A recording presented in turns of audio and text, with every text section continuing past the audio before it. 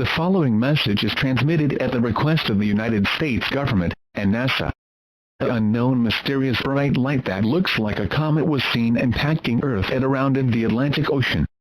NASA has confirmed that this bright light comet is from an extraterrestrial origin, and NASA has tried to contact the extraterrestrials, but so far, they discovered that the bright comet is an actual extraterrestrial entity, and there are now reports of various attacks from these entities has been received. Here are the states that have been affected by this attack. These states include Massachusetts, Maine, New Hampshire, Rhode Island, New York, New Jersey, Connecticut, Delaware, Maryland, Pennsylvania, and Virginia. Mass damage and casualties has been reported in these mentioned states.